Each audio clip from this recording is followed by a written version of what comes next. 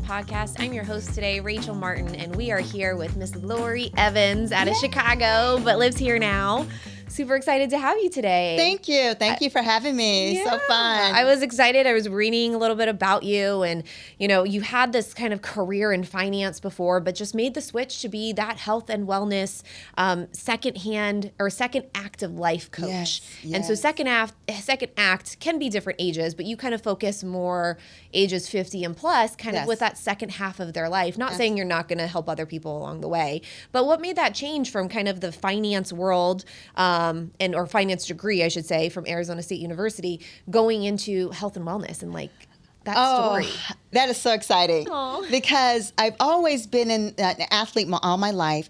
And I feel that at this point in my life, I have a successful career. Mm-hmm. I raised my adult children. I have a grandma. I'm a grandma. So now it's time. You do not look old enough to be a grandma, girl. Let me tell you, let's say something. But yeah, it's called all that collagen, right? And the health and wellness within you. Health and wellness. But mainly the body, mind, soul. Getting in touch with yourself, because sometimes we forget about that. Mm-hmm. I like to say we call it the bobbleheads because we're like this all the time. Mm-hmm. But when you stop and you say, okay, what about me? Mm-hmm. Who am I? I'm all these different labels, but truly, who am I? And that's truly what made me think. Now to think about it, COVID was a hot mess because... Yeah, for a lot of people. A lot of people, when the gym closes, I was up in my condo. I'm not kidding you. I was up in the condo, and so I would call down to the pizza place. Now, you're getting big when the pizza place know your phone number. Hey, Miss Laura, you want the usual? And I'm telling you, this is why they should do away with spandex. Girl, I was spreading, I put them spandex on one day. It still fit. The spandex fits over everything. I walked past a mirror and I said, "What's that?" That was me. That's what I said. No, girl, got to get it together. So yeah, that's what made me want to do this. I love it. But you focus too. I mean, yes, I said over the age of 50, but you focus in a certain community. Yes. That is kind of, you mentioned like bobbleheads, and I feel like we had talked about this before, and I'll let you expand. But this type of community tend to always be there for everybody else. Yes. Always say yes, even though it doesn't benefit them. And that's why you focus in this group.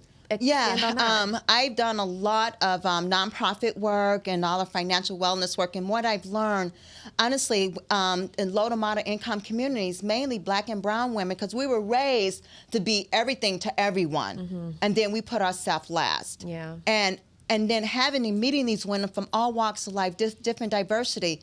No. Girl, you need to put yourself first. It's okay to say no. Mm-hmm. And when you get to a certain point in your life, not just no, but hell no. Hell no.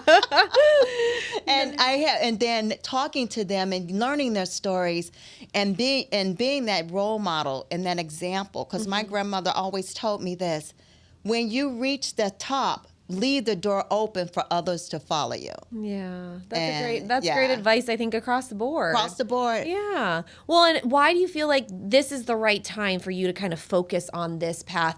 Not only for yourself, obviously, you mentioned COVID and needing that, but for other people. Oh my gosh. I think what happens is your passion becomes your purpose. Mm-hmm. And over time, I really, really developed a strong relationship with God. And I think He puts things in my place to put me forward. Yeah. And this is the perfect time for me. You have it, and then you stop. And then you say, okay, and after meeting so many amazing women, I said, this is it. I love this is time for me to go out there. It's your purpose. It's my purpose, honey, and I'm keeping going. And it's my passion to bring joy, love, sisterhood to everyone, mainly through health and wellness. And was there something that kind of changed? I mean, I know you mentioned COVID, but was there a change in your life where you're just like, this is my purpose now, and screw everything else that happened in the past? Yes. I found myself in a corner, not knowing what to do. And I said, God, please tell me, what is it that I need to do to heal myself? Mm-hmm. So I started reading these books, these motivational books, and also getting back in touch with my faith, because I grew up very Catholic, very conservative, and then I said, you know what can help me through this? And then I started surrounding myself with amazing people who can feed my soul, and we have the same rhythm. Okay. Yeah. And that's the main point. Surrounding yourself with good, positive, encouraging people where you guys are encouraging each other. True. It's a community. It's a community, girl, and I found my tribe. Yeah. It's like the therapist needs therapists. The coaches need coaches. Yes. You need the people around you to help make you that better. You know what? And I all for the therapy now. Yeah. I call it, you can even do shopping therapy. There you go. There you go. Going to the gym. I'm telling you, the gym is my vessel. It's true. I agree. When you feel like you're starting to go downhill, go out, do something. Do something. Active. Move your body. Yep. Hang out. Go with girlfriends. Yeah. Do something to get that going, to bring that energy, that spark in your life. So how do you work with the people that you're coaching to help them find their purpose? It sounds like you kind of found yours, but obviously this is a big struggle for a lot of people. It's I go to a 9-to-5 job, I hate my job, but I make my money and I go home and I cook. That's not a purpose. Is it living? Yes. But is it what you are meant to do? No. So how do you help people find that? Thank you for that question. Absolutely. I have women, especially women who, like you said, have this high-powered job and they have families and even stay at home, anyone who really feels overwhelmed. So my question to them is really, what redirects you? What, if you had a canvas, what would that canvas look like? If you have, what has been growing up, remember when you was a kid and you had that happiness about you, what made you happy? Yeah. Sitting down outside having an ice cream, running through the park. Really, what gives you that joy where you can redirect your life and live that vibrant life as though you were a kid again, hopscotching, jumping rope, being that little girl again. It's okay. I'm in my 60s, and let me tell you, I still like to go to Disneyland. Heck yeah. I still want to give a hug to Pooh Bear. Please. Oh, you know what else? If you feel like dancing.